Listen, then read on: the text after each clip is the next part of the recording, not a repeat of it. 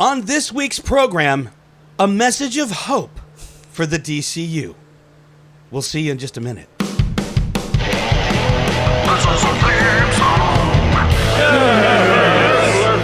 Welcome back to the program, nerds. Happy to have you with us as always. I am Larry Brantley, along with Brent Williams. Hola. And our producer, Chris Hockenberry, is back there. And hey, real quick, we've noticed, because we couldn't help but notice, that some of you still haven't gone out to nerdherfers.com and subscribed. Please go and do that. It would make us so happy if you would join the Nerdherfers Nation. Also, you can go to our YouTube channel, youtube.com/@nerdherfers. Subscribe to that. You will be notified every time a new episode pops up. We're going to have a little bit of a discussion now because if you paid attention to what was going on with us last week, then you know that we had a little bit of an issue. Brent, you want to talk about the issue? Yes. Do you want to talk about it in a way that the people can understand? Okay, well, so here's the long and the short of it. We host our show with a company called Podbean. Yes. They're pretty famous. And everything's been fine for the past, we started last February. A year and a half ago, right? Haven't had any problems.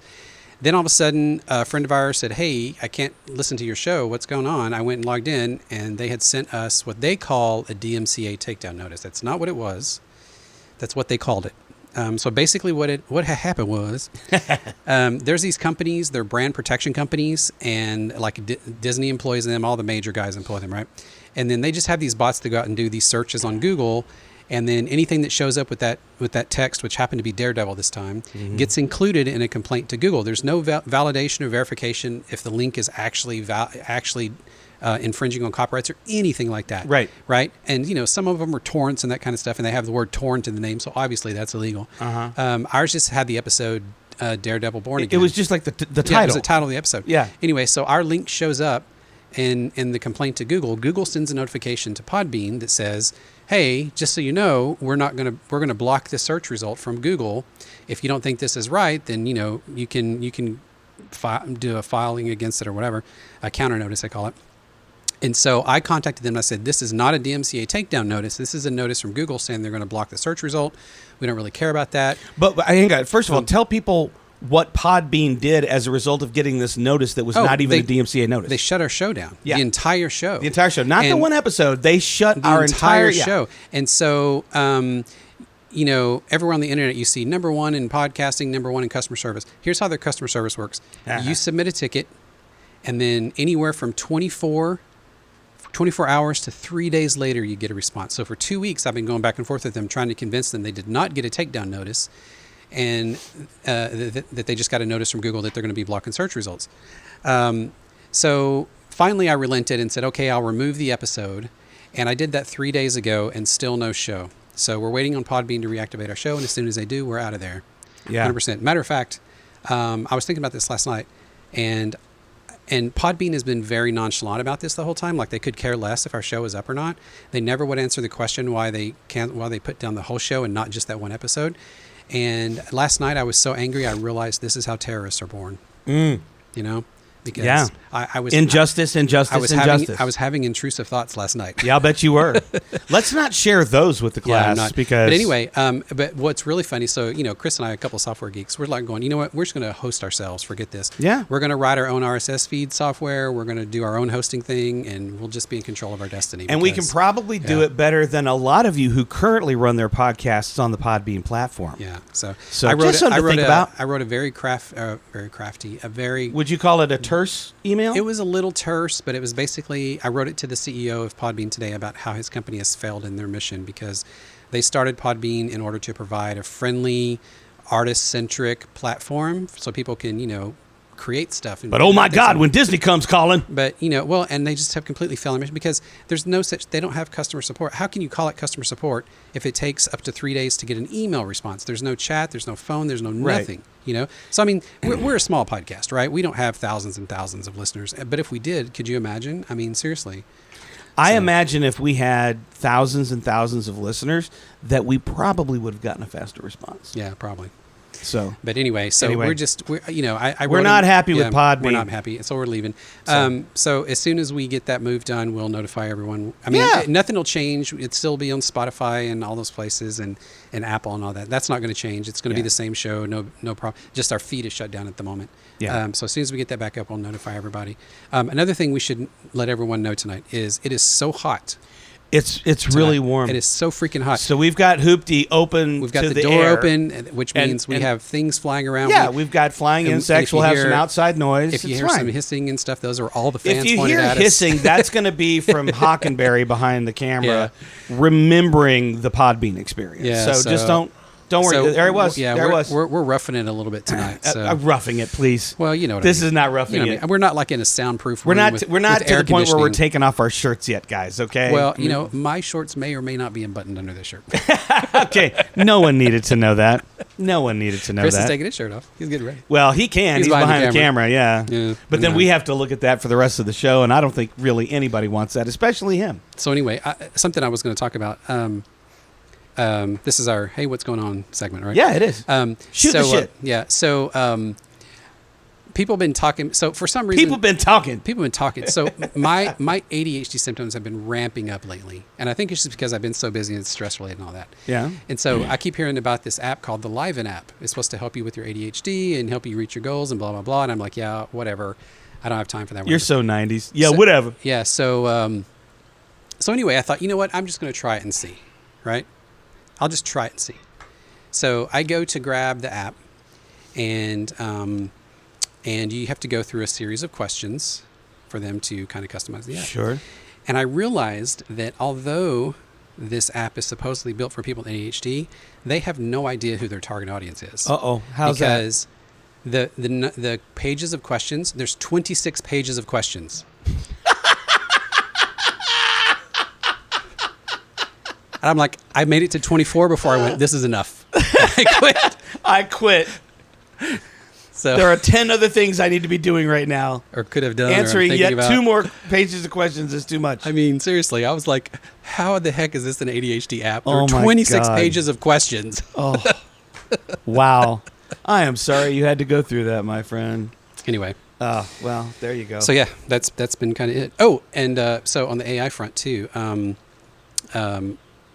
we always talk about AI and stuff. So anyway, I've been really busy in my jobs lately, and so I've been employing AI to help me get done with some coding, right? Mm-hmm. And especially a lot of repetitive tasks. So I've been using ChatGPT for a while, but I found that I spend more time debugging what ChatGPT writes than actually using it. So I said, you know what? I'm going to use Claude Code because I know it's good, right? Okay. And the only thing about Anthropic period is they are so much more expensive than any other system out there. Maybe Google's close second. Is it? In your experience, is it worth it? Well, that's the kind of thing is yes, it's much better. Like with their code agent or Claude Code, I actually run it inside my editor, and it knows what files are open, so I can say, hey, check this file for anything that's wrong or whatever, and suggest fixes or anything, or it can actually even just fix the file. I just say fix the file and it'll fix it. Okay. So it's great for that. It's integrated, but I had to I burned through the $5 credit real fast, like super fast, and so I went and I recharged it. And I'm sitting here after every time I use it, I'm refreshing the usage on my account just to see for the heck of it. And I'm just watching it. I mean, literally, it's like in the 80s, if you drove like an IROC Z down the highway, you could watch your gas gauge just go like this. It's literally what it's like. I'm going, holy crap. Wow. But is it supporting the old adage, you get what you pay for? Yeah, and it's really good. Yeah. Yeah, it's really good. Well, then there you go, man. I mean, college students would still use ChatGPT to try to get over on essays. But I mean, I could easily burn through $25 to $50 a day on that. A day? A day. Oh, man. Yeah. Any chance at all you could get reimbursed for that through your job? Maybe. I don't know. Anyway. Okay. Well, yeah, I'm experimenting. I'm trying to find something that works really well because, again, I'm not having it write applications for me. If I have some tedious task or some repetitive task, I'll say, hey, turn this into function, whatever. And it's really great at that. Mm-hmm. But like I said, ChatGPT is it's okay at it. It's not great. A lot of times the code is outdated, and you have to go back and go, no, pretend you're in the 90s. And write this or even the early part of the 21st century. Right. Anything but, what you're doing. Well, so for my catch-up, we are recording this on a Thursday, which is Juneteenth. Juneteenth, that's right. We're recording this on Juneteenth.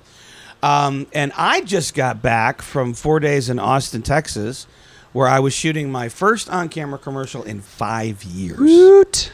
So my turn to rant a little bit. Now, this is only for people who work in my industry, but I know a few of you watch the show. Back during the COVID times, actors couldn't obviously go to casting directors' offices and audition for on-camera roles, right? So we kind of had to figure it out. And what we figured out was we had to tape ourselves on our phones or our iPads, submit those files to the casting agent, who would in turn submit them to the agency or director or whoever.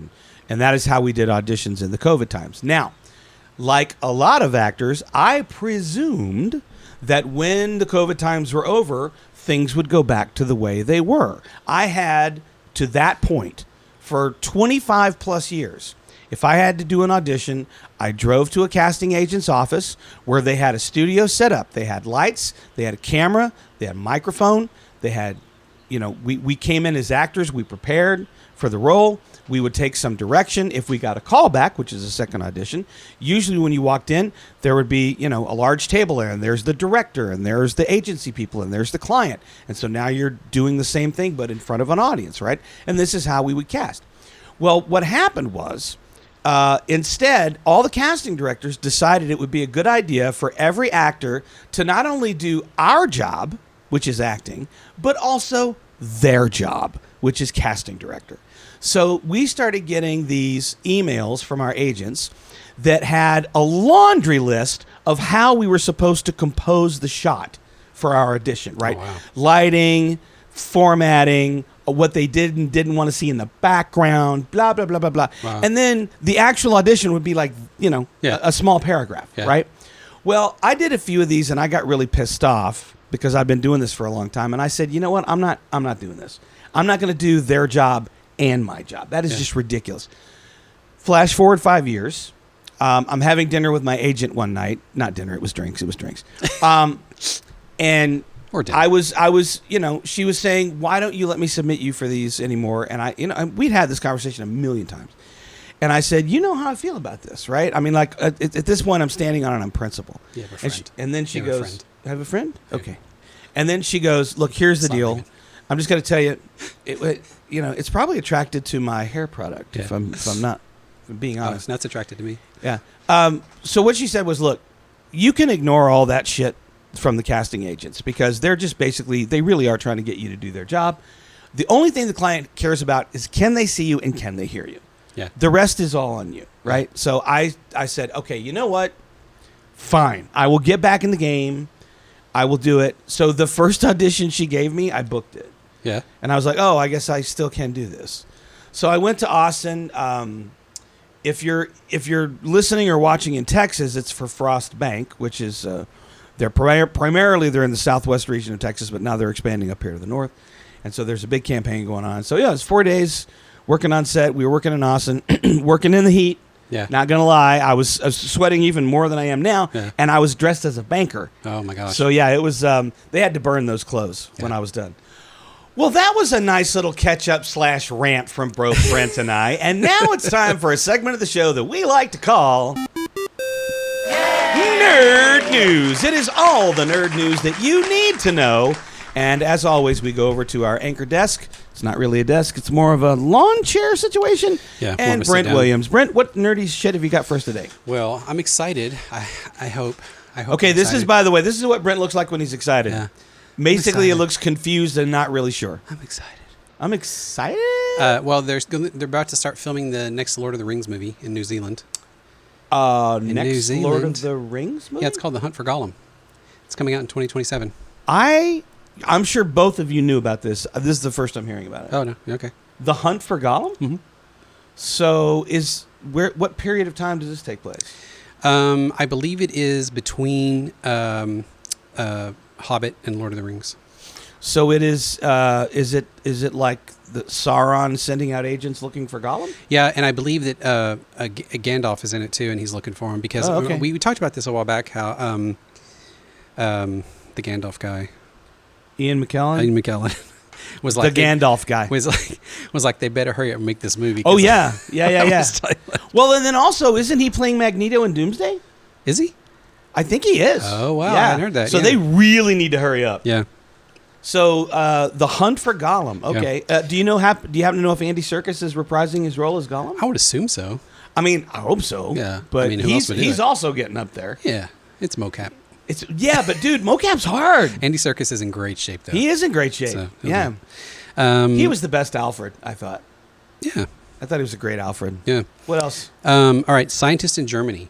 Yes. Tell me about the scientists They in have Germany. genetically modified a common house spider so that its silk is fluorescent red. Really? And so this was all an experiment to see. They used CRISPR. I don't know if you've ever heard of CRISPR, but it's a gene editing tool thing. Oh, actually, yes, I have heard of it. And they've done things like used it to edit the genes of like mosquitoes that are resistant to malaria or something like that. It has something to do with malaria. Okay. Anyway, they were just kind of see because there's actually engineering applications for this, like because spider silk is stretchy and strong and biodegradable, and so you could actually like use it to like suture a wound, right? And eventually, because it's strong enough, it's 4 times stronger than steel if you compare it by weight. Wow. So you could like suture something up with spider silk, and they would just dissolve and go away, and it holds the thing. But I don't know why they chose red for the silk. It's fluorescent red.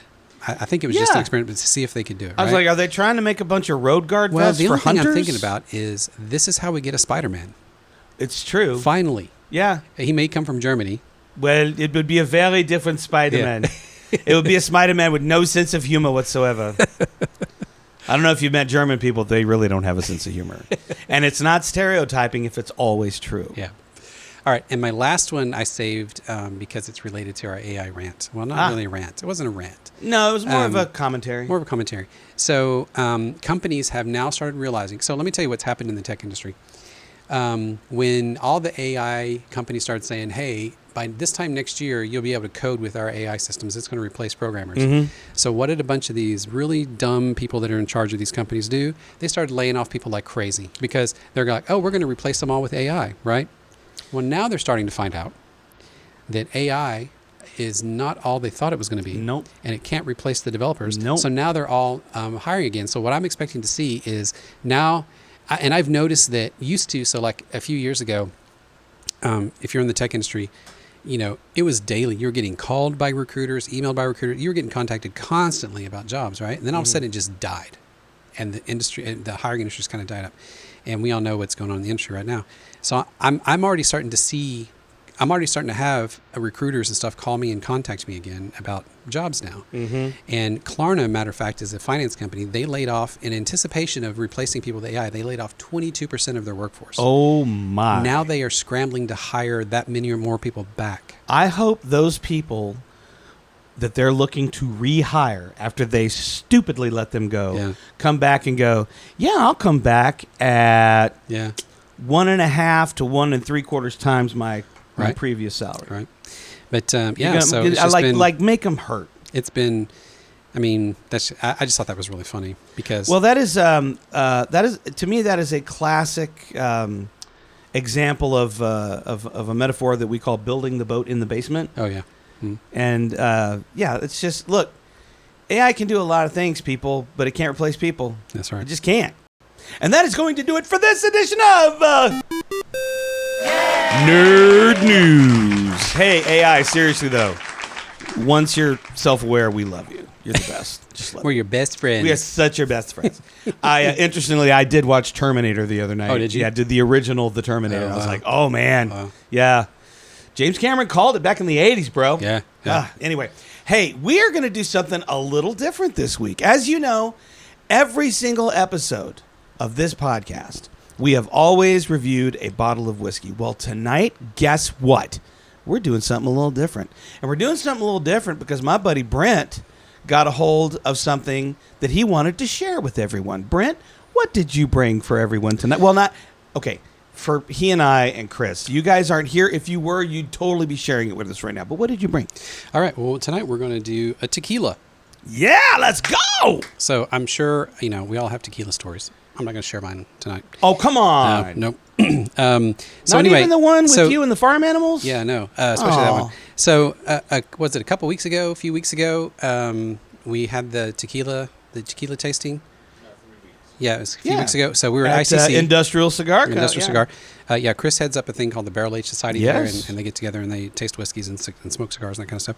But last time it was tequila. So they had the rep from the tequila company come in and talk about it and present all the different tequilas they make. And she is the daughter, I believe, of the family. Like her family's been making it for, 30 years, something like that. Oh. 20, 30 years. Wow. They're out of Jalisco. Where That's where most of that tequila gets made. So this is called Manik. And Manik is, they have Mayan heritage. So they're kind of celebrating that in the name. Oh. Manik is the name of the Mayan god that's like, I think it's knowledge and fortitude and dignity. That's interesting because that is completely opposite of what that word means in English. It's spelled a little spelled different. It's got a K instead of a C. Spelled different.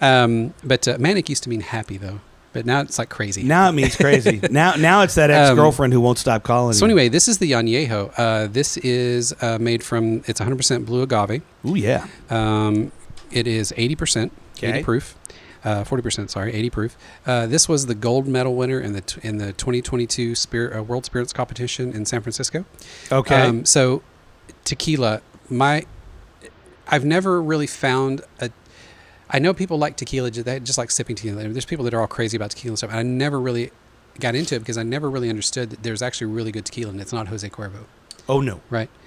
Jose Cuervo is like what we'd call the mixing tequila. Sure. But then this is like what you would drink straight. An honest to goodness. So anyway, I was my eyes were wide open at that tasting. I had stayed away from tequila because, college.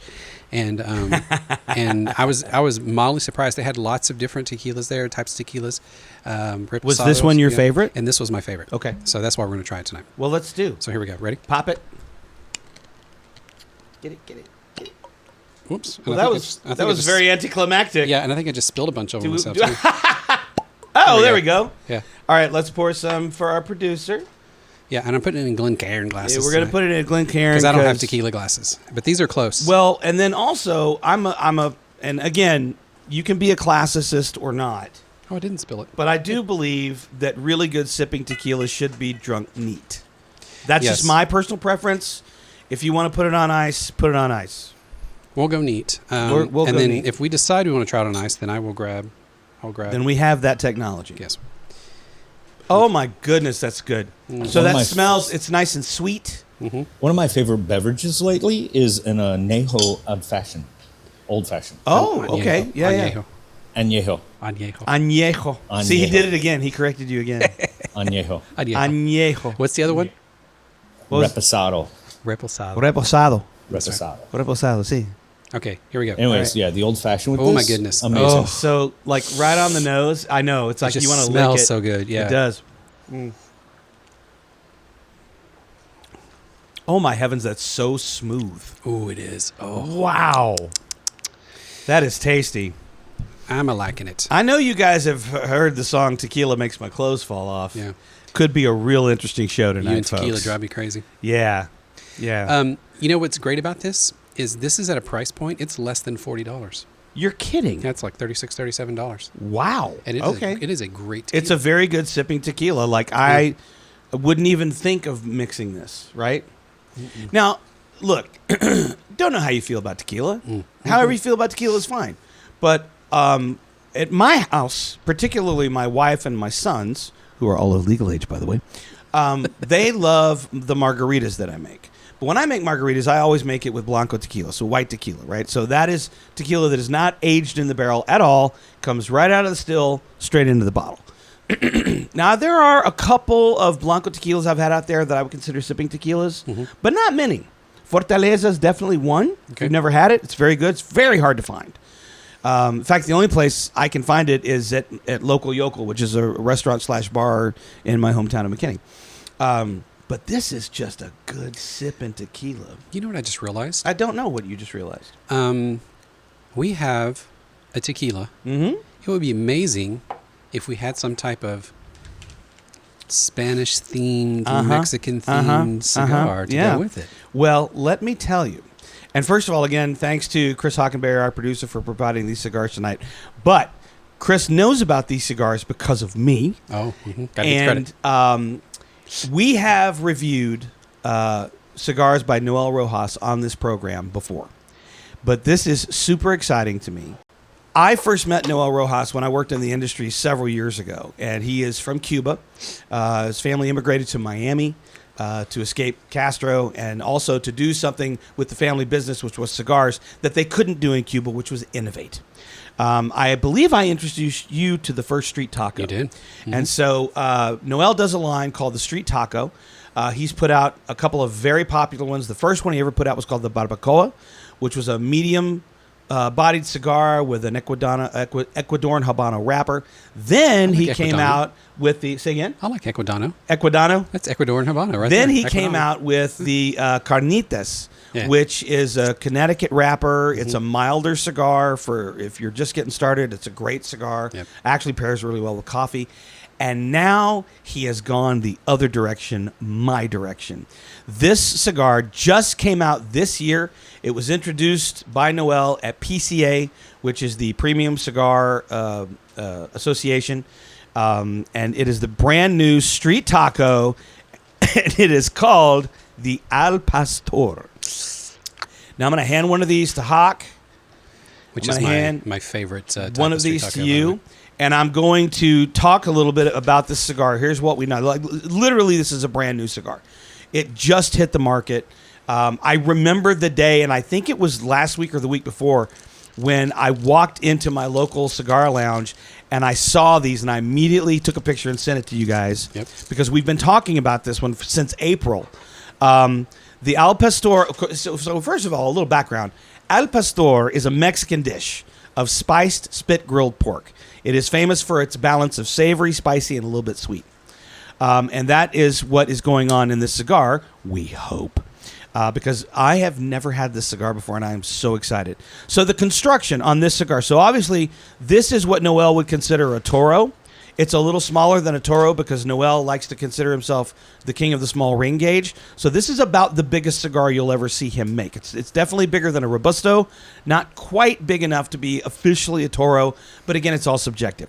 The construction on this cigar is the wrapper is Mexican San Andres Maduro. It is a Mexican binder, tobacco undisclosed, and then the filler is going to be a combination of fillers from the Dominican Republic and Nicaragua. Here's what Noel says about his cigar. Notes of dark chocolate, black pepper, charred meat, and a tingle of chili spice on the palate. You know, usually I forget to eat dinner before we record. Tonight I had 2 burgers. It's a good thing, too. So, yeah. Yeah, it's a good thing Good you prep. did, because... Oh, my gosh. Mm-hmm. Oh, my gosh. It's so rich. It's dark. It's oily. Oh, man. It's got a partially closed foot, which is sort of a Noel That's what he does. thing that he does. And I now realize that I did not dig out my cutter and lighter from my pants pocket beforehand. I'm going to go ahead and do a cut. You guys are ahead of me while I was talking about this thing. Y'all were working. Yeah, I just wanted to get into it. So you didn't smoke it yet? No. Oh, wow. I deliberately, especially once Hawk said that this is the one we were going to do, I wanted to wait and experience this with you guys. Did you cold draw on that? I did. Oh, there's that dark chocolate. Mm-hmm. Some cocoa. Even on the cold draw, I'm getting just a little bit of pepper. Oh, sorry. Microphone. Here we go. Yeah, a lot of pepper.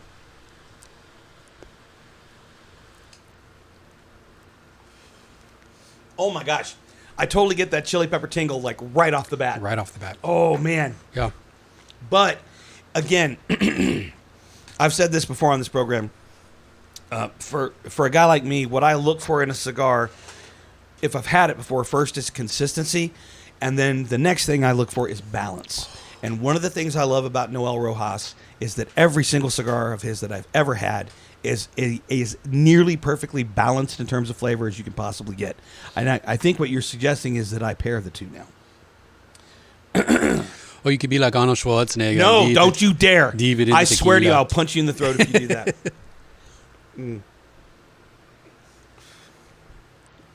Wrong end, Chris. Oh, my goodness. This was the exact right episode Yeah. to bring tequila to the program. You know, it just turned out we did it again. We didn't really plan it. We didn't plan this, It's like did we? I was like, I got a bottle of tequila I want to bring. Yeah. And then Chris was like, I got these cigars. Oh man, that is so good. So we are. Hang on, I got to get to my notes. So we are currently drinking this delicious Manik tequila. It's an añejo, yeah. Yes. Now, for those of you who don't know, a little nerd information about tequila. A Blanco tequila is a white tequila. As I said before, it comes straight out of the still and into the bottle. A reposado, or rested tequila, is put in an oak barrel and aged not more than 3 years. Then an añejo is also put in a barrel and aged not more than 6 years. It's not a new category, but it's fairly new that tequila makers have been doing, called extra añejo. Yeah. And that is 6+. Yeah. I have not really had one yet. Have you? I don't know. I don't think so. I mean, like I said, I don't really do tequilas. I do margaritas. So, you know, whatever's in the house margarita at Right. whatever restaurant I'm at. Yeah. Have you guys also had, there's a newer category called the Platinum Añejo, where they take an Añejo and they put it through charcoal filtering. It keeps all of the flavor but takes all the color out so you can use it in your mixed drinks. So it looks like a Blanco, Looks like but it's not. It's a platinum. Wow. That's interesting. No, I haven't had that either. Yeah. Okay. That's interesting. So we've got our Manik Añejo tequila and our brand new Al Pastor street taco from Noel Rojas. Quick shout out to my good friend Albert Cisneros, who is our regional rep for Rojas Cigars. Albert, a good friend of mine. All my love to your family, my friend. I am having this for the first time on this show, and I could not be happier. Thank you. Another thing that I found out. So, you know, the color in tequila comes from the oak barrels, right? Just like whiskey. I was saddened to find out that some tequilas are using Jack Daniel's barrels to age their tequila. Well, it's what they can get, right? Yeah. There's actually like that has been a challenge for whiskey makers for a long time. There aren't enough barrels to go around. That is why, you know, if you are a cooper these days, or you are an apprentice to a cooper, you're going to work for the rest of your life. You are never going to have to worry about having a job, because those guys and several distilleries in the States now have their own cooperage. Like they make their barrels, and then they'll use their barrels, and then they'll sell their barrels. I'm seeing a business opportunity here. What do you say, Chris? Cooperage? Well, I think if anybody's going to do it, it's got to be you, because you don't have enough to do A. And B, you're the only guy that would take the time to actually figure out how to build a barrel from scratch and char it and toast it and do all that Can't stuff. be that hard, right? So Anyway, if you ever get to go to Buffalo Trace, they've got a wonderful shop that you can buy all kinds of things. Each day they do a tasting, and whatever their tasting is, you can buy bottles of that in their shop, even their allocateds, like Eagle Rare or Blanton's. However, if you, and a lot of people don't know this, there's a road, it doesn't say don't drive through it, if you drive around to the back of Rick House number 6, they will sell you used empty barrels for $50 a barrel, but you're driving it off the property yourself. Oh, okay. So I would just tell the FedEx guy, meet me outside the property, and then we're So, going to ship this to my house. Next time you go, Chris, get a barrel. Yeah, I'm sure they sell staves too, right? Yeah. You should get some staves. I can make pens out of those. there you go. They're just oak. Stave pins. All right, we're getting a little off topic Yeah. here tonight. Listen, I said at the top of the show, tonight is about optimism, okay? Here's what we're talking about. We have now had the MCU since, I believe, 2008. And they haven't all been home runs, but by and large, for us nerds, the MCU has been a huge success. We've seen our comic book heroes come to life in a way that we can understand and appreciate, and it's been fantastic. Now, DC Dun, dun, fans have not had DC fans have not had the same experience. Poor The DC fans. DCEU, look, if you this is how I feel. If you take some of those movies individually, they're not bad. Yeah. But what makes the MCU so great is Kevin Feige, because he sat down and said, all of this is going to somehow interconnect. Maybe not today, maybe not tomorrow, but down the road, you're going to have that aha moment, right? And so everything that the MCU does, everything now even that Marvel Television does, it all connects one way or the other. the DCEU really never had a person at the helm who was that person. They'd never had a Feige, right? So consequently, one of the things that happened was movies would retcon each other like immediately. Yep. Like you'd get a backstory in one movie, and then that was totally wiped out in the next film. Yeah. And so it was really hard. Like, and I'm not the biggest DC fan, but I'm smart, and even I couldn't follow along with this logic. Yep. So DC decided that they needed a Feige. In fact, they decided they needed two Feiges. And so they hired James Gunn and his production partner of a long time, whose name escapes me at the moment, to basically be that role at DC. They have eliminated the brand DCEU, and they have now created a new brand called the DCU. Huh, I wonder where they got that. So the DCEU was actually never an official name. I guess it wasn't, was it? No, excuse me. Goodness. It was coined by a journalist and then picked up by the fans, and they started calling it that. Okay. And so basically the DCEU was a bunch of movies that were loosely interconnected, but they aren't really on the same arc. And the DCU is supposed to kick that off with a six movie series, an arc. Right. To kick off the DCU. And wasn't Zack Snyder supposed to kick that off? With Ultimate Justice? With the last, the Justice League one that he did? So yeah. Because no, the answer is no. Well, because Justice Peter League... Safran, thank you. Peter Safran is James Gunn's production partner. Right, excuse me. Man, something caught my throat. Probably a bug. Yeah, Peter Safran, yeah. Gosh, I thought it was...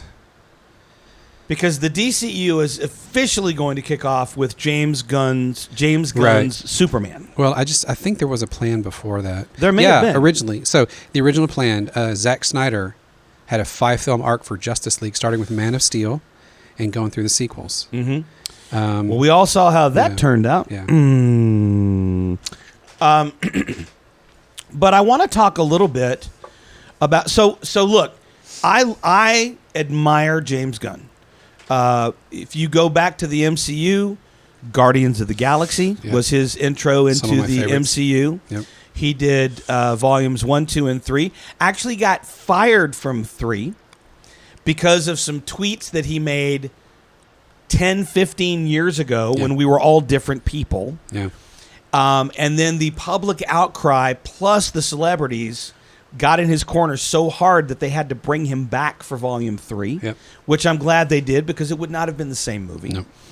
And now he is taking that sensibility over to DC. But here's an interesting thing I found out about James Gunn. He actually began his movie career at Troma Entertainment. Do you know Troma? Mm-mm. So Troma is the longest-running independent film studio in the world. Wow. They started in 1974, and they produce and have produced forever low-budget, mostly comedy horror movies. So, for example, The Toxic Avenger. Oh, okay. Class of Nukem High. And the first film James Gunn ever co-wrote, Tromeo and Juliet. This is all gonna make sense in a minute, because if you've watched the first DC movie that Gunn did was a complete redo of the Suicide Squad. Right. And that movie had two things in it that sort of defined James Gunn for me. Three things, actually: humor, hyperviolence, and heart. Yep. Right? So we're going to come back to that theme. He wrote a movie in 2000 called The Specials, which was a film about a group of superheroes on their day off. Now, there's not a lot of crime fighting in this movie. There's not a lot of special effects. It's just superheroes on their day off, right? So this was when he sort of started dipping his toe into the world of superheroes. The first film he actually directed was in 2006. It was called Slither. It was a straight-up horror film. Oh, yeah, no, I know that which follows the residents of a small town in South Carolina that becomes invaded by alien parasites. Then in 2010, and I think you know this one as well, he wrote and directed a dark comedy called Super, which starred Rainn Wilson, about an ordinary man who becomes a masked superhero called the Crimson Bolt. And because he has no actual superpowers, he compensates by being just extremely violent. Yeah. Right? And it's funny, and it's violent. And that has sort of become like a hallmark of James Gunn. Then, of course, in 2014, he wrote and directed Guardians of the Galaxy. It is the right mix of humor, hyperviolence, and heart. Now, he sort of had, in my opinion, Gunn had to sort of dial the hyperviolence back when he entered the MCU. Yeah. Because if you compare the 3 movies that he directed in the MCU, and they're all the Guardians movies, with the one movie he's done for DC so far, which is Suicide Squad, the gore factor in Suicide Squad is exponentially higher, Yeah. but the humor and heart is still there. Yeah. Right? Yeah. So Well, and he also did the Peacemaker series. he also did the Peacemaker And series. that is crazy. Yeah. Oh, yeah. And what a fun... Yeah. And there is going to be a Peacemaker two's 2. It coming. drops in August, actually. that So reminds me. I'm interested... That reminds you? Yeah, it's something totally different. What?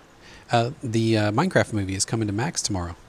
Hooray. Way to bring the room down, bud. I don't know why that reminded me of that. I'm going to have a long drag on my cigar. Yeah. And then we'll get back to the subject at hand. I am cautiously optimistic because Yeah. the previous DC films were almost like Lucasfilms in that they relied so heavily on technology. They relied so heavily on the big, bombastic, and whatever. Really, I never got into the story, or sad to say, even many of the characters. Yeah. So here's the first question I have for the panel. If there was one movie, or no, not even one movie, one character in the previous DC movies. Now I'm talking about what fans refer to as the DCEU, not anything earlier than that. Okay. If there was one character that you did empathize with or think was a good character, who was it and why? Shazam. Zachary Levi, Shazam. Billy Batson, okay. Okay. That's a hard one. I mean, it was not a good movie. But as far as the empathizing with the character, because all he wanted to do was make things right and he kept making it worse, was Flash. Okay, I was going to say the same thing. Yeah. And it was a terrible movie. Terrible movie. But And I the did- CGI was and what's really absolutely interesting about unbelievably horrible. Yes. What's interesting about both of those films and the actors who played them is that they have both gotten in a lot of trouble for various reasons. So, what is the guy who plays the Flash? What is his name? Yeah, it's isn't it Elijah?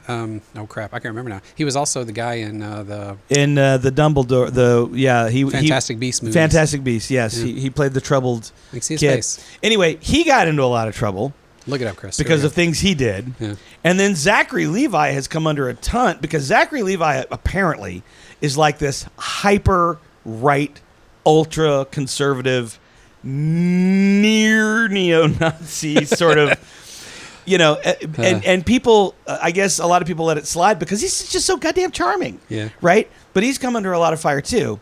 So you're not showing us anything. Ezra Miller. Thank you. I knew Ezra it was a Miller is he. the Flash. Thank you. But I agree with you about that. What? So for Shazam, part of it for me is that it's a kid that really thinks the world should be better than it is, and that's part of what I empathize with, right? Like his worldview is people can't be this bad, but they are. Well, I think that his foster brother feels that way. I don't know in the first film that Billy Batson feels that way. Fair. I think Billy Batson is busy going, this is so cool, I have superpowers. Yeah. I mean, they do a whole montage on that thing. But eventually he does come around and realize that the wizard Shazam chose him for this reason. And okay, fine. But again, none of these films that we're talking about actually tie together. They try some... like I remember at the end of the first Shazam movie, they tried when we saw the silhouette of Superman come to the school to have lunch with the kids. Yeah. Right? Yeah. But we never saw Henry Cavill. Yeah. And they tried tying Black Adam. Yeah. Yeah. And I don't know, part of me feels a little sad that all that's going away.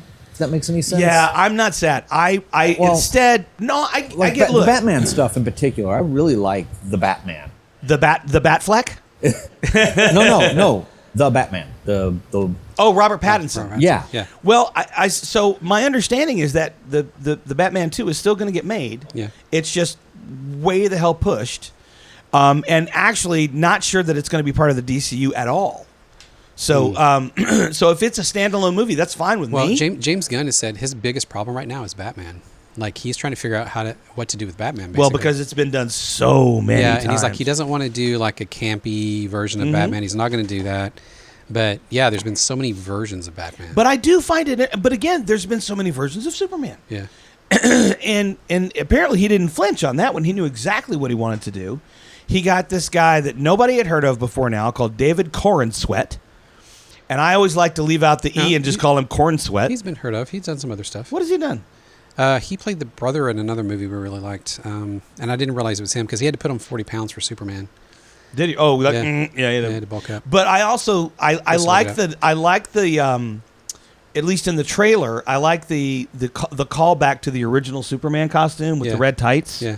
And apparently James Gunn said he wanted to do Superman sort of at the beginning of his superhero career. Right. So when we meet Clark Kent and Lois Lane, they've already been together for a bit. Right. They've already, like, she knows who he is for real. Right. And they're gonna, and the movie goes from there. Because what he said he wanted to do, Twisters. That's Twisters. it. Twisters. He was in Twisters. Okay. Yeah. Because what Gunn said he didn't want to do was he didn't want to do another origin story. Right. The best origin story, I think, for any DC character probably was when Christopher Nolan did Batman Begins. Yeah. That for me was just like that was greatness. It was great. It was a solid trilogy. It was some of the best performances. It was, in my humble opinion, the greatest performance of the character of the Joker that was ever or will ever be done. Yep. Although I will say, I want to see the Batman 2 because I want to see Barry Keogh's the Joker. Yeah. Because we saw him this much at the end of that first film, and there's actually a deleted scene where Robert Pattinson's Batman, confronts the Joker to get his advice on how to deal with the Riddler. And there's a 5-minute scene, and it was a little chilling. Yeah. Because the Joker says something like, it's our 1-year anniversary. Yeah. So I would love to see Barry Keogh come back and do that if, in fact, that's in the cards. But I'm cautiously optimistic. Here's what we've seen Gunn do so far for DC. We've seen The Suicide Squad. Right. And so I know you've seen both versions of those films. Which one did you like better and why? A Suicide Squad? Mm-hmm. You've seen both of them, right? So there was the one that was Will Smith. I've seen Justice League. No. So the first Suicide Squad had Will Smith, and it also had Margot Robbie and Jai White, Michael Jai White. Michael Jai White. No. Jai. Maybe White is not his last name, but he was Captain Boomerang. Okay. And then they had. No, there's been two of them. There's the one with the giant starfish. That was the second one. Okay, and that has Idris Elba in it. Correct. Okay. Is he playing Will Smith's character from the first one? No?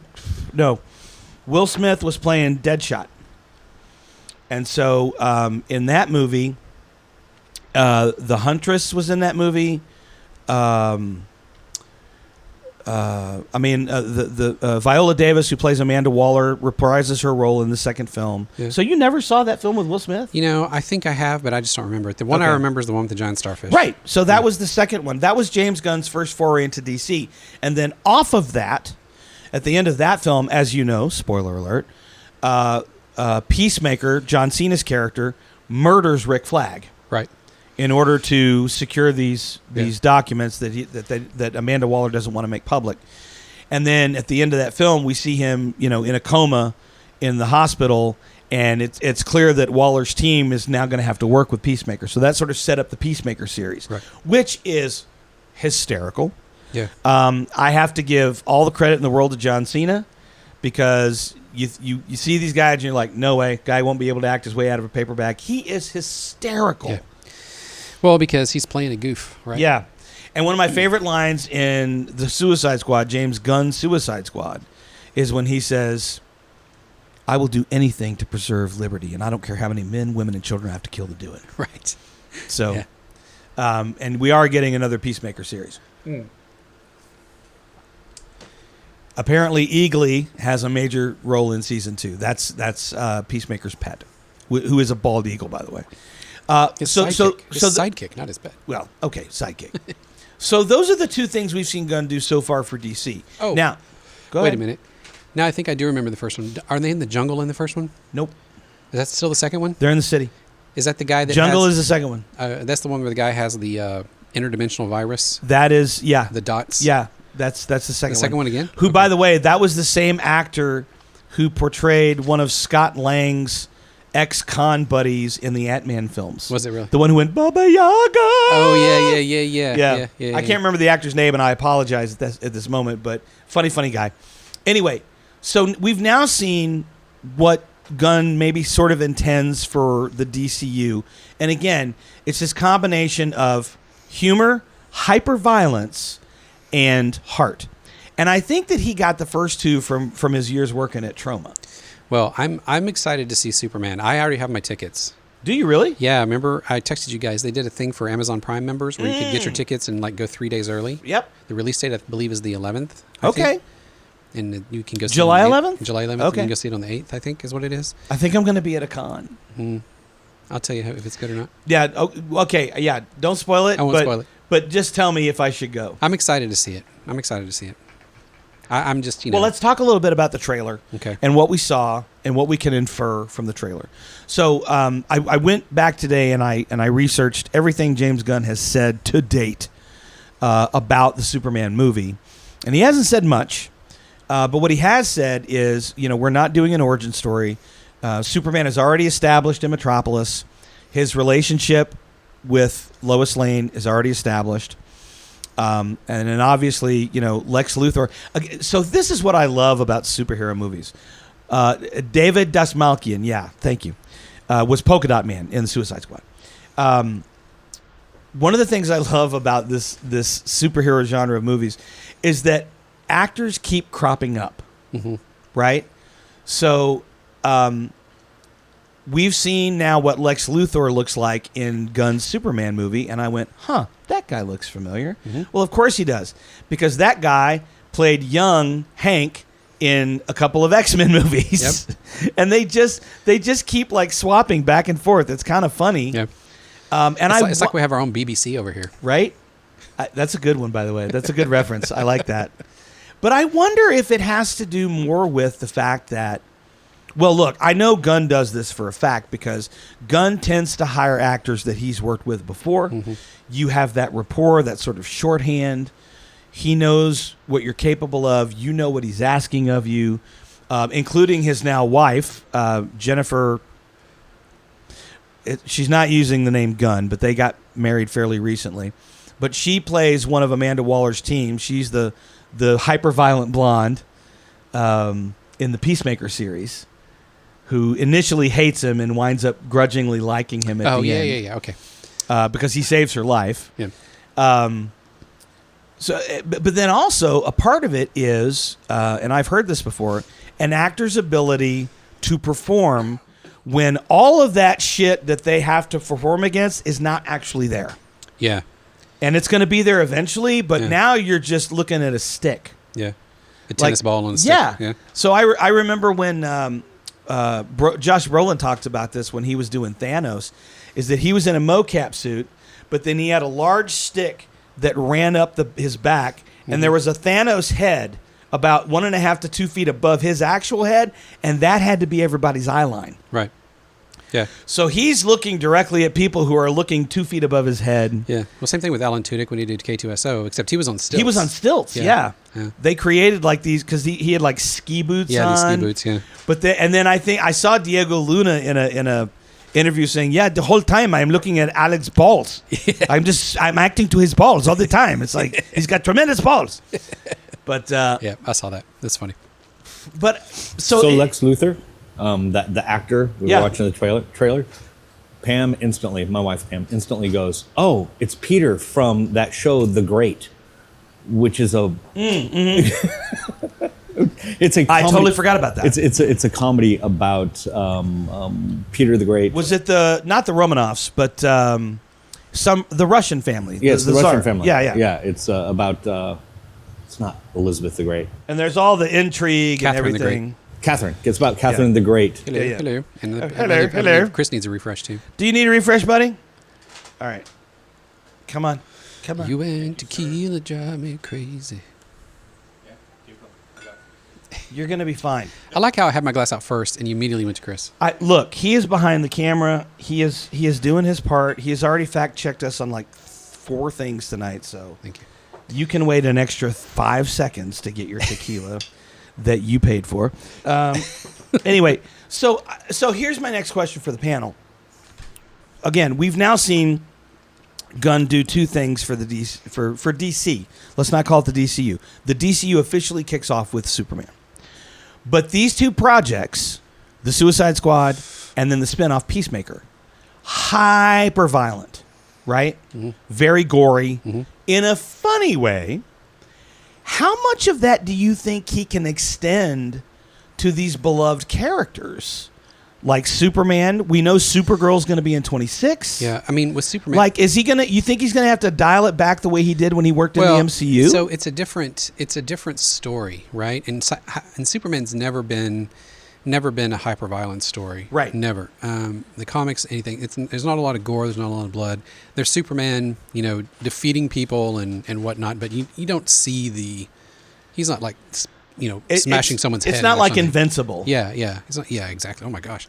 So I don't think so. I don't think that's even a concern. I think he's just, he's bringing in a lot of characters from the universe. Mm-hmm. We're going to get inundated with characters from that universe. But I don't think the hyperviolence thing is I mean, it's never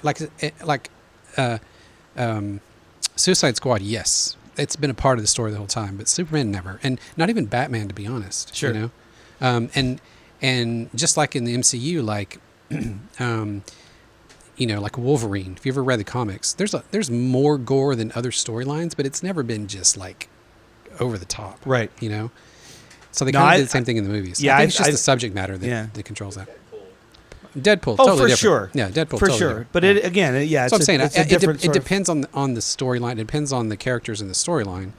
I mean, I think it would be awful if he took Superman and made it like a Suicide Squad or something. That would just be horrible for Superman, period. Right. Yeah. And then we've got Supergirl coming in 26. Now, she crazy. She's smashing in the head. No, I'm just kidding. But there's so many. And I believe Millie Alcock has been cast. Yeah. Which is exciting. From House of Dragons, yeah. But there are so many bad guys in this first Superman movie. Like, you watch the trailer, and I'm counting 6, 7 different villains that it looks like he's fighting. Yeah. Well, but he's going to have some help. Yeah. A dog. And also the Justice Group. Yes. I have, and again, we talked about Gunn hiring actors that he's worked with before. Nathan Fillion, man, come on. Yeah. That guy, like, I've only seen him for 2 seconds in the trailer, and he is going to be the best Guy Gardner there ever was. He even did the bowl haircut. Yep. And I don't know if you saw this in the second trailer, but there's a scene where Guy Gardner is walking through a battlefield, and these tanks are just, they're just being thrown up into the air and flipped over, and they're all being thrown up by a green middle finger that's coming up from the ground to hit them underneath and knock them over. And that's like very Guy Gardner, if you know the character at all. And then who's the character that has the T across his face? Mr. something or other. Mr. T? No, it's like, come on, man. This is why I was hesitant about giving you a microphone. But he's a DC character. He's like the smartest guy in the world. Mr. Not Incredible. That's help me, Chris. Please help me. But he has a major role in the film as well, and I do believe he's an ally. He becomes an ally of Superman. He does. This is why we need Micah. Yeah, right. Can we talk about the cigar, though, you guys? Yeah, I was going to say, we need to talk about the first third. I may be past that. I don't know. I am enjoying this so much. I feel I can say, having smoked everything Noel Rojas has ever rolled, this may be my favorite cigar. I won't know until I go home tonight in the privacy of my own home and smoke another one. But my God, is it good. All right. Well, while my friends are playing on their phones. Well, so I was terrific. Mr. Terrific. Mr. Terrific. Thank you. That's why the T. Yes, I was going to say Mr. fantastic. That Terrific. makes sense. No, I was going to AKA say Michael Hull. it's very consistent for me. It's actually not as much chili spice as it was when we first started. No, it's not. It's mellowed out a bit. Now I'm still getting a good bit of black pepper, especially on the retrohale. Yep. This reminds me a lot of the barbacoa, honestly. No, not the barbacoa, the Cinco de Mayo. Okay. Yeah. This to me is darker than the Cinco de Mayo. Well, it is, but I'm saying some of the flavors, are like kind of, the depth of it is just like hitting me in all the right places. All right, I have a question. Of all, and I don't think any of us are DC experts. I'm certainly not. No, I'm not by any means. But I would like to ask this question: of the DC characters of which you are aware, which ones would you like to see James Gunn tackle? It's not to say he will, but I'm curious as to which ones you'd like to see that sort of, like, his directorial style, his shooting style, the way he writes, the humor involved. What characters would you like to see? I'd really like to see the entire Lanternverse, right? Like, because the entire spectrum of all the lanterns. Mm-hmm. I think that they've done some amazing animated series with them. I'd like to see his take on that. I'd also really like to see his take on Aquaman. Okay. A less Momoa-y version? Yeah, a less tropey Aquaman. Yeah. What about you? Yeah, again, DC's never really been my thing. I mean, beyond like Superman and Batman. So I don't know if there's like any characters that haven't been done that I would want to see. I have so two jump out. First of all, I mean, I'd like to see a good Aquaman movie. I'd like to see a good Flash movie. I think we've already had some good Batman movies. Right. But I'd be interested to see Gunn's take on it. And then, I mean, I have enjoyed previous Superman movies, like when Brandon Routh came back. I think it was Superman Returns, was it? Yep. I mean, to me, he looked like a young Christopher Reeve. He even sounded like him when he talked. Yeah. I was like, holy goodness, they found the perfect actor for this, right? I've really enjoyed Cavill's Superman. I mean, I have no complaints about his Superman. The only thing I can complain about is whoever made that stupid decision to give him a mustache and then digitally remove it. Oh my God, that was so terrible. But beyond that, I've enjoyed Cavill's Superman. Yeah, I did too. And also his cameo in Deadpool and Wolverine. Yeah, I mean, as the Cavalry. I wish that he had better movies to work with. Yeah, agreed. But as far as Superman, him playing it, I really enjoyed it. Yeah. So, I mean, really beyond those main characters that we've been getting movies about, I really don't. So this is where I will give what fans call the DCU credit. I thought that Gal Gadot was the best Wonder Woman, hands down. But she had the right amount of heart. She's beautiful. Yeah. But she also, I thought, played the role of Diana Prince really, really well. Yeah. And so, and again, it's a person who understands the role, who isn't given much to work with. Yeah. Wonder Woman 88. Ugh. Such a bad film. Yeah. I felt so bad. Even my daughter, who adores Gal Gadot, said, "Dad, that was a crime, what they did to her in that movie." And I was like, I don't disagree with you. Yeah. But here's a throwback. I would like to see James Gunn do a Phantom movie. Ooh. The Phantom is generally considered to be the first superhero, quotation fingers, character in comic books. Didn't Billy Zane do it? He did. Yeah. Complete with the purple tights and everything. Yep. But I would love to see Gunn go way back and do a Phantom movie. That would be kind of cool. That would be kind of cool. Yeah. Yeah. No other characters you can think of? We had talked about the Flash a little earlier. Would you guys like to see I would love to see a good Flash movie. I was very disappointed. I was excited to see... Matter of fact, I thought the TV series with, what's his name, Grant Gustin? Grant something or other, yeah. I know who you're talking about. I mean, I enjoyed the TV series. I thought he did a really good job. I even liked Melissa Benoist as Supergirl. Yeah. I thought she did a good job. Yeah, she did a great job. I was very disappointed in the Flash movie. I didn't have high hopes for it, but I had maybe my expectations were a little bit higher. They should have been. Yeah. And the thing that got me was, again, the movie itself wasn't horrible. I love the idea. I love, messing with the timeline. I love all the different versions of Batman we got to see. That was amazing.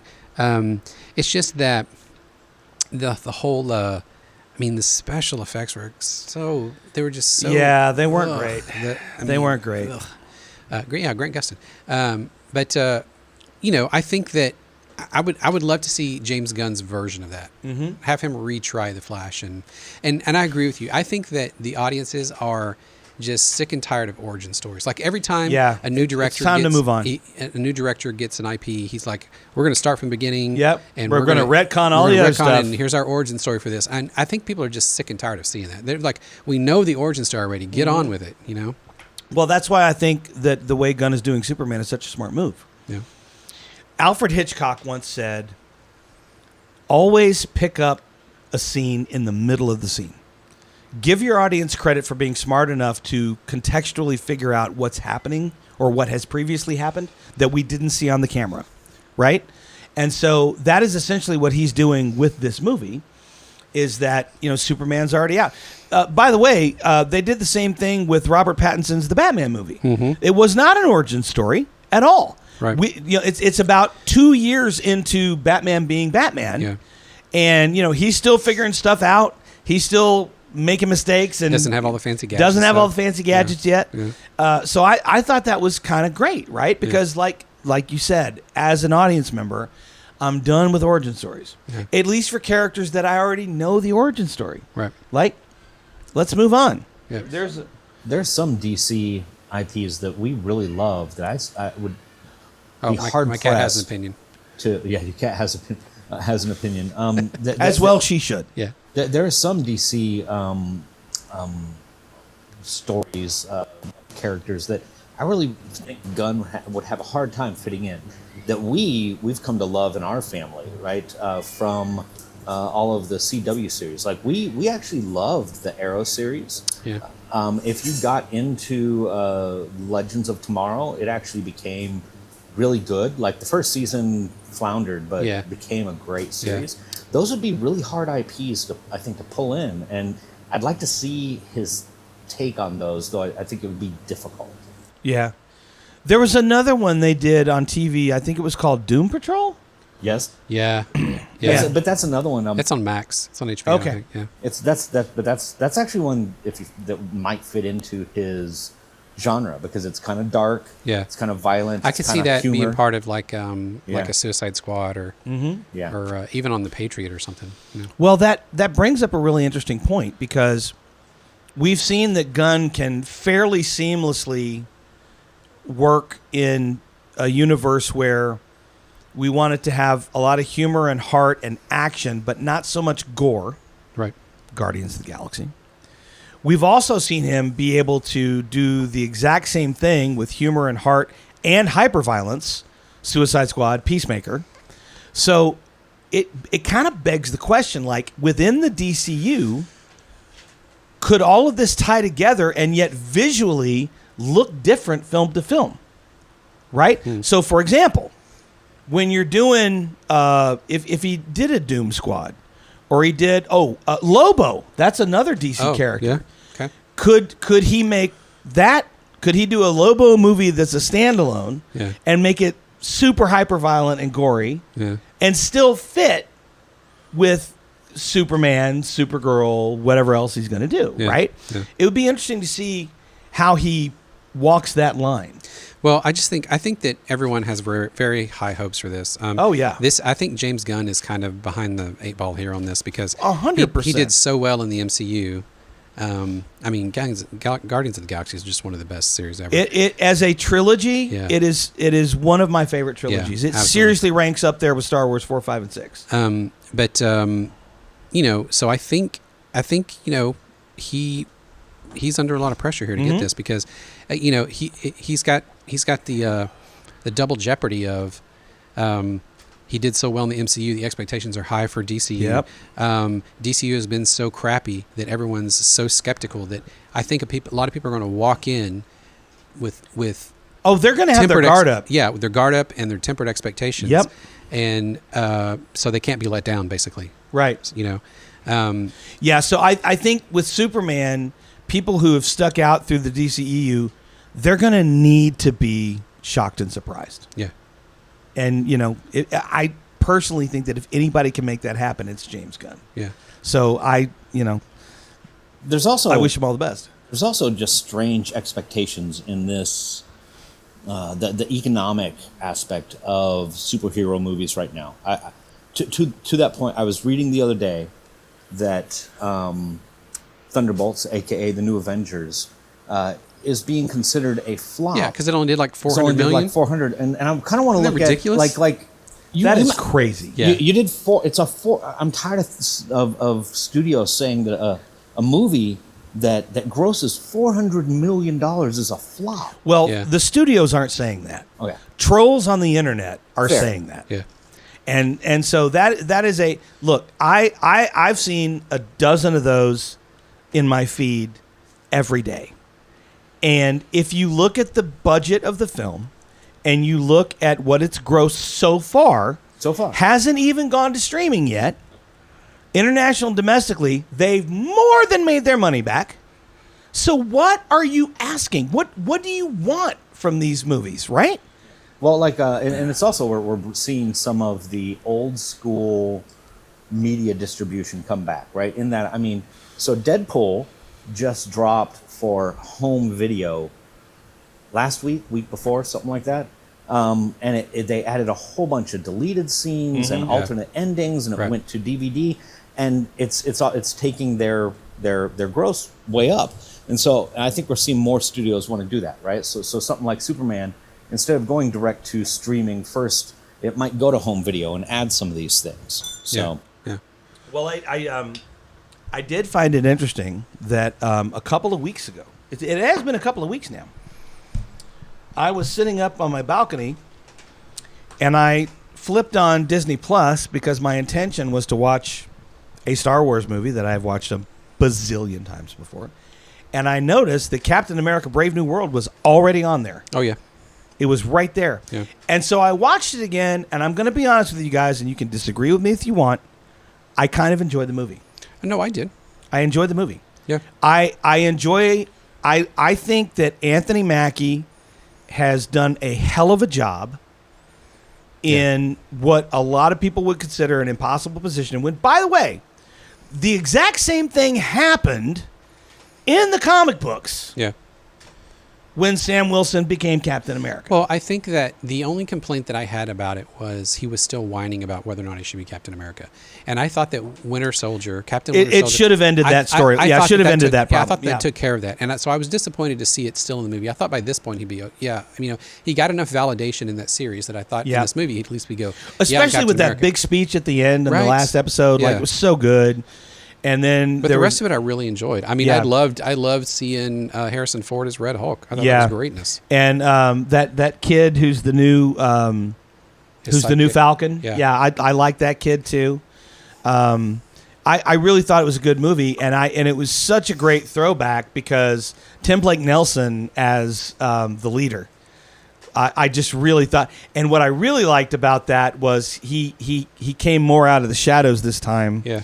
And he's just such a villain, just such a good villain. Yeah. So a lot of people shit on that movie, and I don't know why. They need to go back and I wonder, because look, those people who are of our age, a la Gen X, we grew up on the comics, right? Yep.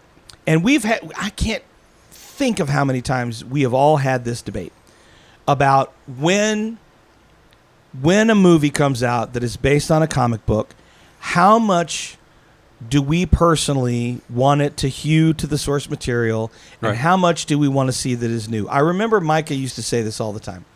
Micah used to say, I don't want to watch a comic book, right, and I don't want to read a movie. Yeah. And so, and I agree with him 100%. I do think that because it's a different medium, you do take some liberties, and you do have to shorten some storylines and lengthen others, and you have to make accommodations for the medium you're working in. And so I think, by and large, I think that Kevin Feige and the MCU have done a fantastic job.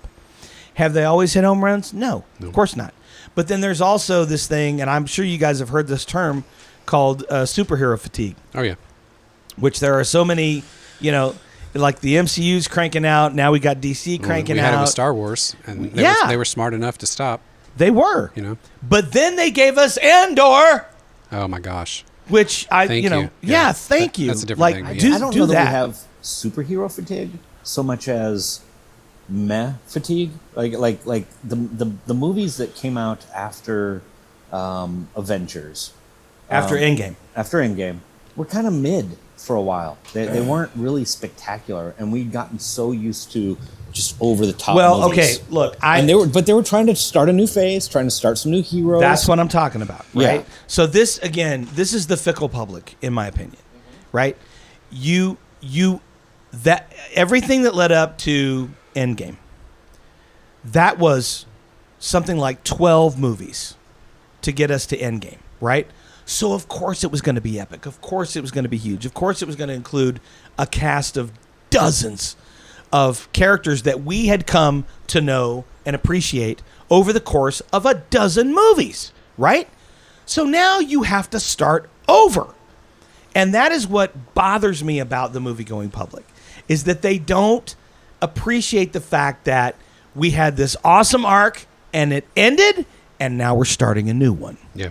Because just like in the comic books. Did people, when the first Iron Man came out, did people go, "Oh my God"? No. They were like, "Oh my God, Iron Man, that's a good movie." Yeah. But then it built and it built and it built and it built, and what happened at the end was Avengers Endgame, right? Now we're starting new. And we're starting with different characters. That's the other problem with the fickle public. Yeah. Is that if you've got characters that the audience has grown to empathize with and appreciate and love over the course of 10 years, and now they're mostly gone, excuse me, now they've got to learn to enjoy new characters all over again.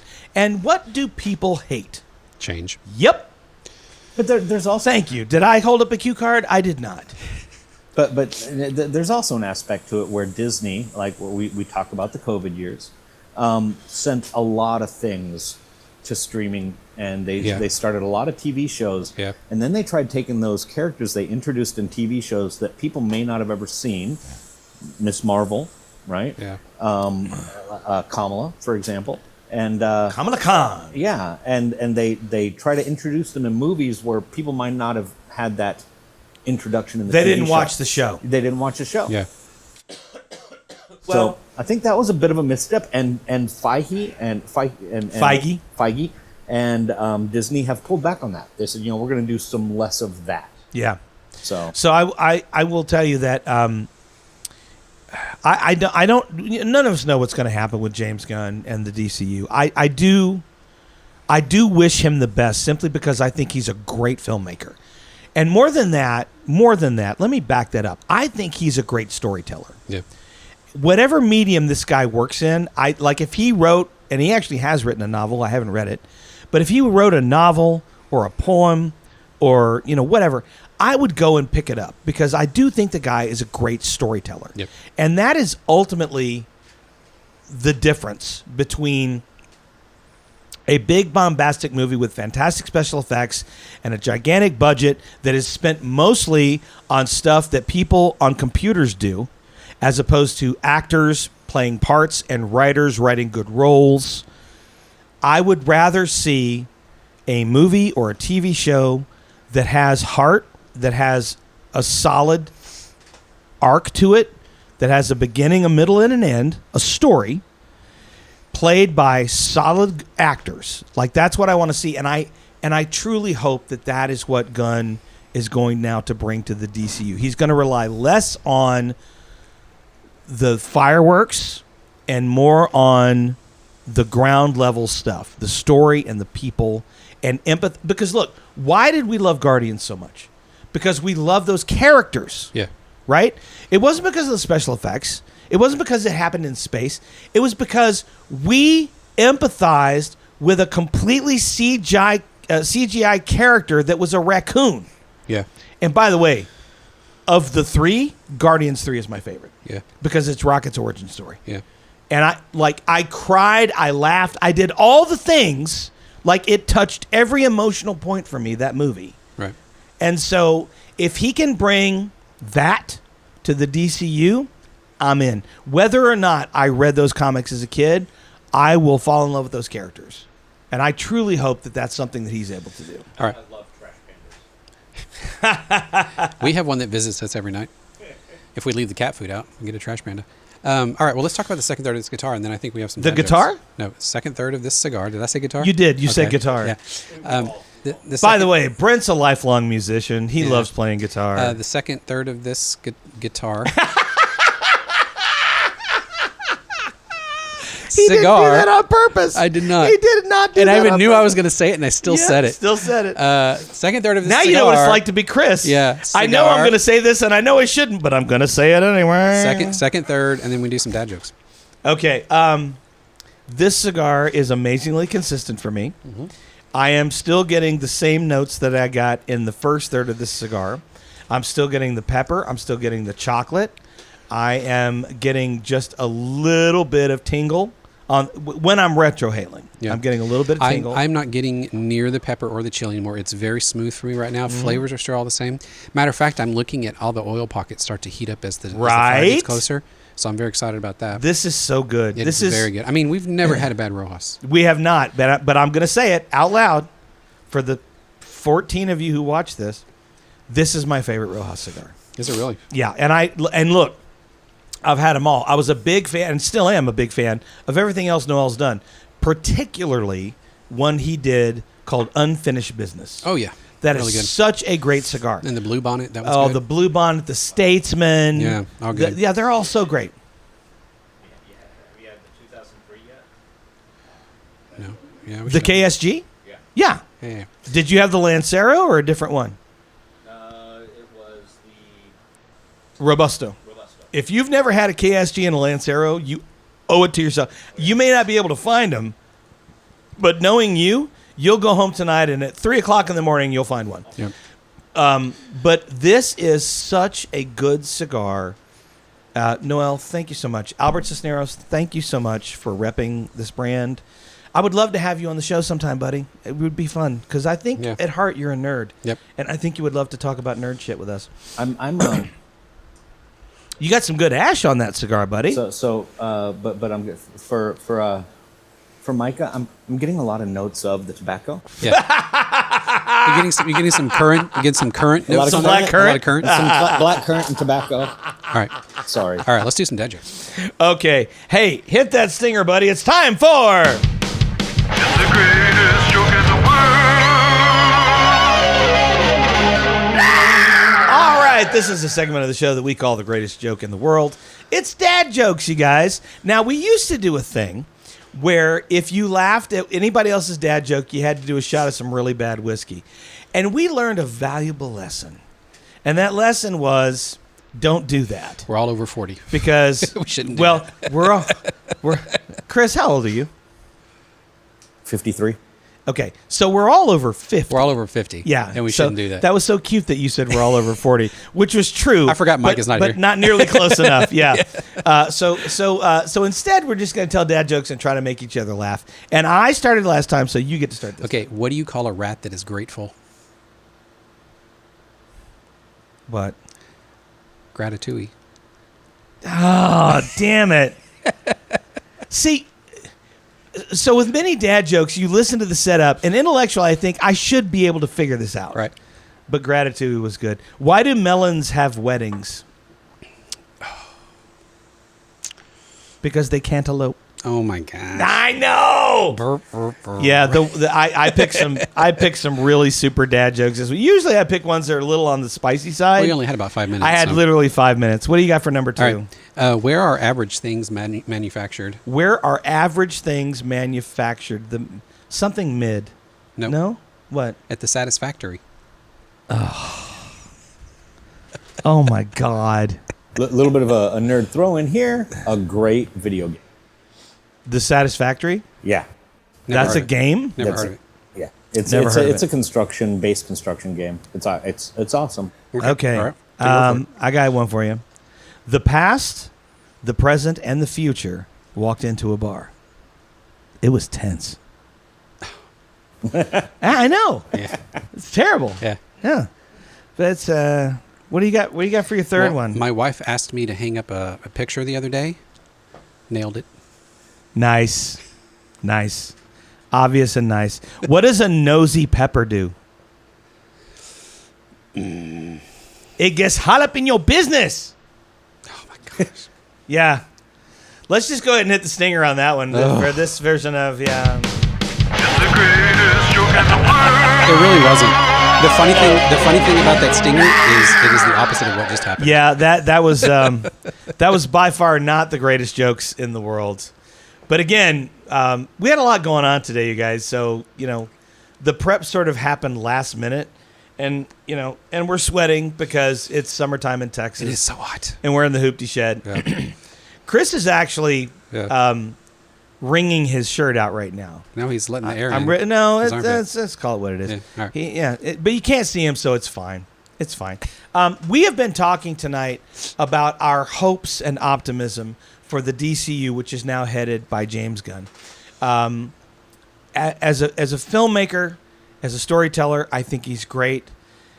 If anyone in the world can turn this thing around and make the DCU compatible with and even competitive with the MCU, it's James Gunn. It's either him or this thing is just going to go into the dumpster and we're all going to set it on fire. But James, I wish you the best of luck. I truly, truly do. We have been enjoying tonight this Manik tequila, this Añejo tequila, which is, seriously, I've refilled hang on. You've got a visitor. I have got a dead fly in my tequila. Well, we couldn't do the worm, so next best thing. That son of a gun flew in there and committed ritual suicide. Look at that. Well, He's well preserved. there you go. He's going to be pickled forever. And we've also been enjoying this brand new cigar from Rojas Cigars, which is the latest in the line of street tacos called the Al Pastor. It is absolutely fantastic.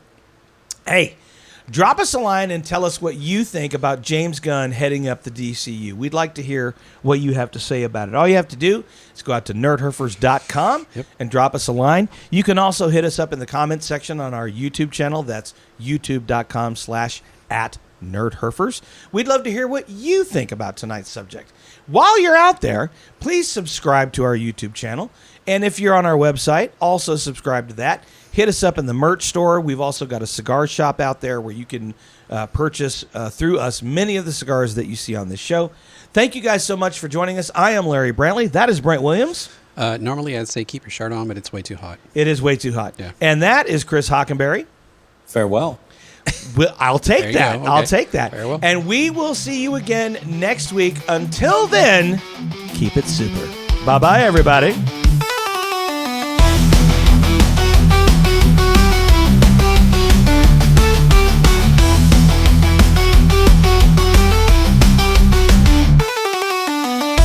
This has been a production of Nerdherfers. Copyright 2025, all rights reserved. No portion of this broadcast may be used without permission. Please visit nerdherfers.com for more information and full legal disclaimer.